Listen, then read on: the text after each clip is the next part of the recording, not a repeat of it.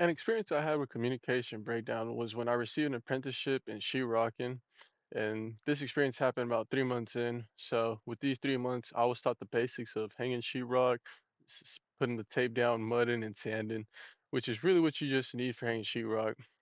So in these 3 months, we were working on this house in Leatherwood near Blue Ridge Mountains. We were about halfway done with the house.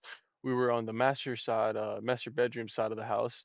And while doing those corners, we really noticed there was a bulge coming out one of the side corners. We noticed after coming out back from lunch, my journeyman at the time responded at me pretty irritated and blamed it on me. I didn't say nothing back. Put my head down, and I decided to redo it, redid it and everything.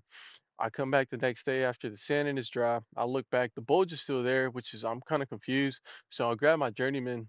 He didn't even ask me if I redid or anything. He just started screaming at me, "Hey man, I told you to redo that, and you should have had it done by now." And I responded, I was like, "I did it, man. Like this is how it came out again. That's why I went to grab you and wanted to ask you if there could have been another problem that's occurring." He's like, "No, man, you just didn't do it right." And I was like, "Man, but I did it right." Uh, so I just decided to go look at it again, and instead of doing it again, I wanted to see if there's an issue. So I decided myself to get that sheetrock piece out. And what I noticed was I grabbed the level, I put it on the 2x4 that was there. And in the bottom of the 2x4 was slanted out just out a bit, which you couldn't tell by your eye. You had to use a level, which caused the sheetrock to kind of bulge out when the mud was out. And then I grabbed him and I kind of got irritated, got boastful, and cursed at him a little bit like, "Man, I told you I knew what I was doing." And I got pretty mad with him. And after we noticed that we had called some framers, they had to fix that. So it was neither of our fault. It was one of the framers' fault.